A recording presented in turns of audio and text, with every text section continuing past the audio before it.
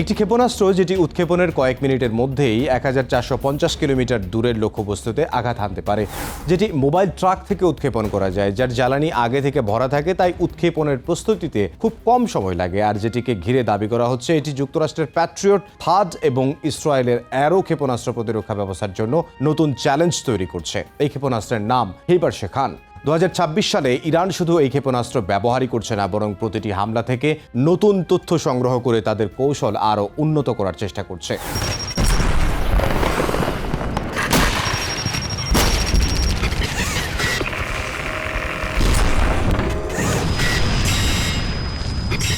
যুদ্ধক্ষেত্রে এই ক্ষেপণাস্ত্র নিয়ে বিভিন্ন পক্ষের অনেক দাবি রয়েছে। যুদ্ধ প্রযুক্তির এ পর্বে জানব হেইবার শেখান কি, কেন এটি এত আলোচিত, কিভাবে এটি যুক্তরাষ্ট্র ও ইসরায়েলের বহুস্তর বিশিষ্ট প্রতিরক্ষা ব্যবস্থাকে পরীক্ষা করছে, আর ভবিষ্যতের ক্ষেপণাস্ত্র যুদ্ধের জন্য এর কার্যকারিতা কেমন হতে পারে। হেইবার শেখান প্রথম প্রকাশ্যে আসে 2022 সালে। এটি ইরানের ইসলামিক রেভলিউশনারি গার্ড কর্পস বা IRGC-র তৈরি একটি মাঝারি পাল্লার ব্যালিস্টিক ক্ষেপণাস্ত্র। এর ঘোষিত পাল্লা প্রায় 1450 কিলোমিটার, অর্থাৎ পশ্চিম ইরান থেকে উৎক্ষেপণ করে ইসরায়েলের বিভিন্ন এলাকা, উপসাগরীয় অঞ্চলে থাকা মার্কিন ঘাঁটি এবং আশপাশের গুরুত্বপূর্ণ লক্ষ্যবস্তুতে আঘাত করতে সক্ষম। এটি এক ধাপের সলিড ফুয়েল ক্ষেপণাস্ত্র। সলিড ফুয়েল হওয়ায় উৎক্ষেপণের আগে আলাদা করে জ্বালানি ভরতে হয় না, ফলে খুব দ্রুত হামলা চালানো সম্ভব হয় এবং উৎক্ষেপণের পর লঞ্চার দ্রুত স্থান পরিবর্তন করতে পারে, আর এটাই এর অন্যতম বড় সুবিধা। হেইবার শেখান সাধারণত বড় ট্রাক ভিত্তিক ট্রান্সপোর্টার ইরেক্টর লঞ্চার থেকে উৎক্ষেপণ করা হয়। এই যানবাহনগুলো বিভিন্ন সড়ক ব্যবহার করে দ্রুত অবস্থার পরিবর্তন করতে পারে। ইরানের কাছে বিস্তৃত ভূগর্ভস্থ টানেল ও সংরক্ষণাগার রয়েছে বলে বিভিন্ন বিশ্লেষণে উল্লেখ করা হয়। এসব কারণে কোন লঞ্চার কোথায় আছে তা শনাক্ত করা প্রতিপক্ষের জন্য কঠিন হয়ে যায়। যদিও যুদ্ধের সময় যুক্তরাষ্ট্র ও ইসরায়েল ইরানের কিছু ক্ষেপণাস্ত্র স্থাপনা এবং অবকাঠামোতে হামলা চালানোর দাবি করেছে, তবুও বিভিন্ন প্রতিবেদনে বলা হয়েছে ইরান ক্ষতিগ্রস্ত কিছু পথ ও টানেল মেরামত করে আবারও কার্যক্রম চালু করতে সক্ষম হয়েছে। প্রতিরক্ষা বিশ্লেষকদের মতে ইরান প্রতিটি হামলাকে একটি বাস্তব পরীক্ষার মতো ব্যবহার করছে। কোন ক্ষেপণাস্ত্র আটকানো হলো, কোনটির লক্ষ্য ভেদ করলো, কোন উচ্চতায় উড়লে প্রতিরক্ষা ব্যবস্থা বেশি কার্যকর, কোন দিক থেকে হামলা করলে প্রতিরক্ষা ব্যবস্থার উপর বেশি চাপ পড়ে, এই তথ্য বিশ্লেষণ করে পরবর্তী হামলার কৌশলে পরিবর্তন আনার চেষ্টা করা হয়। তবে এই শেখার প্রক্রিয়ার প্রকৃত ফলাফল কতটা সফল হয়েছে সে বিষয়ে বিস্তারিত জানা যায়নি।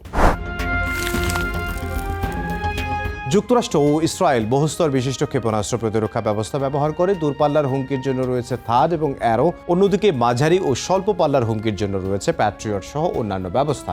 এই প্রতিরক্ষা ব্যবস্থার লক্ষ্য হলো ক্ষেপণাস্ত্রকে বিভিন্ন উচ্চতায় ধ্বংস করা। কিন্তু যদি একই সময়ে ব্যালিস্টিক ক্ষেপণাস্ত্র, ড্রোন এবং তুলনামূলক কম দামের রকেট একসঙ্গে আসে, তাহলে প্রতিরক্ষা ব্যবস্থাকে একই সঙ্গে বহু ধরনের লক্ষ্যবস্তু সামলাতে হয়। এর ফলে রাডার, কমান্ড সিস্টেম এবং ইন্টারসেপ্টর ব্যবহারের উপর অতিরিক্ত চাপ তৈরি হয়। তবে এটিও সত্য যে বিভিন্ন সংঘাতে এই প্রতিরক্ষা ব্যবস্থাগুলো বিপুল সংখ্যক ক্ষেপণাস্ত্র সফলভাবে ভূপাতিত করছে, অর্থাৎ এগুলো অকার্যকর হয়ে গেছে এমন দাবি করার মতো কোনো প্রমাণ নেই। আধুনিক ক্ষেপণাস্ত্র যুদ্ধ শুধু প্রযুক্তির নয়, অর্থনীতিরও লড়াই। একটি আক্রমণকারী ক্ষেপণাস্ত্রের উৎপাদন ব্যয় তুলনামূলক কম হতে পারে, অন্যদিকে সেটিকে ধ্বংস করতে ব্যবহৃত উন্নত ইন্টারসেপ্টর ক্ষেপণাস্ত্রের দাম অনেক বেশি হতে পারে। এ কারণে প্রতিটি হামলা প্রতিরক্ষা ব্যবস্থার উপর আর্থিক চাপও তৈরি করে। তবে বাস্তবে একটি প্রতিরক্ষা ব্যবস্থা কবে কোন ইন্টারসেপ্টর ব্যবহার করবে তা নির্ভর করে লক্ষ্যবস্তুর গুরুত্ব, হামলার ধরন এবং সামরিক সিদ্ধান্তের উপর।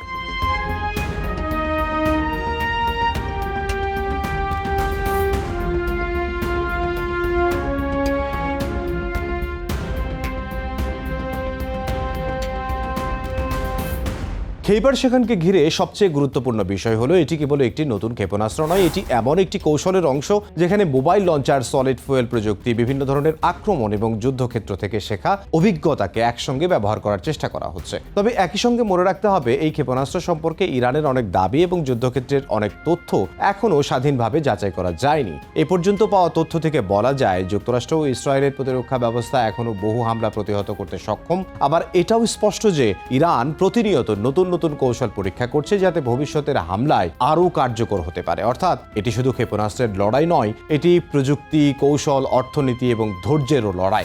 আগামী দিনে মধ্যপ্রাচ্যের আকাশে এই প্রতিযোগিতা আরও তীব্র হবে বলে ধারণা করছেন অনেক প্রতিরক্ষা বিশ্লেষক।